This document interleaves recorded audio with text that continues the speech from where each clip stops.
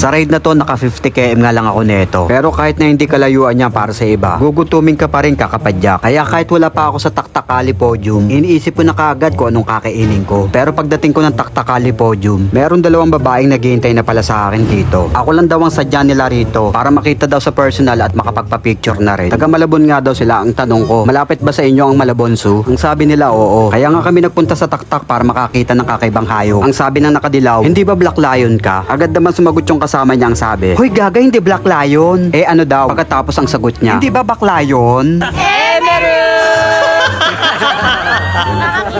Konting-konti na nga lang, iiyak na sana Akech. Kaso hayop pala ang tingin nila sa akin. Pero hindi ako nagalit. Paano mas nanaig yung gutom ko? Nung mapansin ko yung kulay ng kasuotan niya, paano nagmukha siyang egg yolk sa pritong itlog?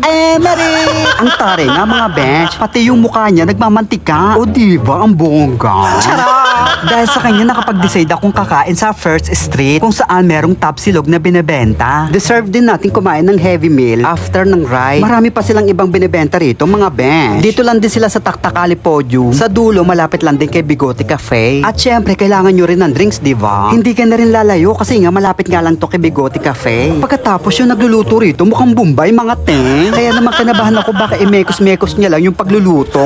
Natuwa naman ako nung makita ko sa atin na may suot na gloves. At mas lalo ako natuwa nung makita ko si kuya na gumamit ng sansay panghalo. Natural gagamit ng sansay yan. Hindi naman siya tulad ni Perena na kayang humawak ng apoy. Dahil isa lang siyang normal na taong Bombay. Merit! Alam nyo ba, Perena rin ang tawag ko sa mga kalalakihang nag-cancel ng booking ko? Oo, Perena. Paano mapapasabi silang Perena naging bato pa? Charot! Pero minsan gusto ko rin ng bato, mga ben. Tulad neto, oh. Bato. Bato-bato ang katawan. Meron. Habang hinihintay ko nga mamekos-mekos yung pagkain ko, nakipagharutan muna ako rito sa mga borta. Grabe, grupo ng mga gwapo to.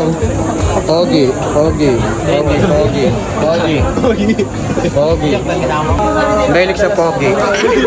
Miss you. Pagkatapos nakita nga ako ni Beshi sa loaded spot na humaharot sa mga borta. Kaya ang sabi niya, hindi mo na naman mapakalmay ang bunganga mo at gusto mo na naman makasubo. O eto sa'yo, baked potato. 170 pesos yan. Libre na yan sa'yo. Dahil alam ko naman na hanggang 150 lang ang budget mo. Merit! Grabe, ang sarap talaga nitong baked potato na to. Siyempre, sinare ko yan sa mga kaibigan ko, no? At talaga naman nagustuhan nila. Yun nga lang, konti na lang ang nakain nila. Paano mga busog na ang mga syuta? Sino ba naman ang gaganahang kumain? Tuwing kukuha kasi sila ng baked potato, pinandidilatan ko ng mata. Siyempre, baka wala akong ma-take out, mga syuta sila.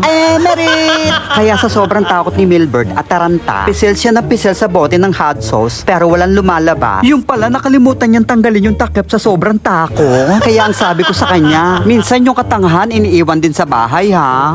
Merit! Pagkatapos ang sabi ko sa kanya, magpanggap ka na mukhang nasasarapan. Pagkatapos ayaw niya. Kaya naman ginawa ko, inapakan ko yung mga paa niya. Kaya ayun, ganito ang reaction ng syuta.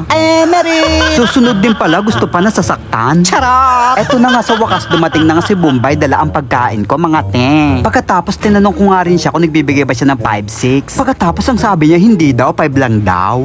Merit! Pero grabe, in fairness, ang sarap din ng pagkain nila. Pagkatapos yung longganisa nila, dalawa mga bench. Kaya kung ikaw yung taong malakas sa ulam, dito ka na kumain kay First Street. Alam nyo ba kung bakit First Street ang pangalan ng tindahan nila? Di ba ang mga Bombay natatagpuan madalas sa mga iskini-iskinita? Kaya First Street, Bombay nga ni.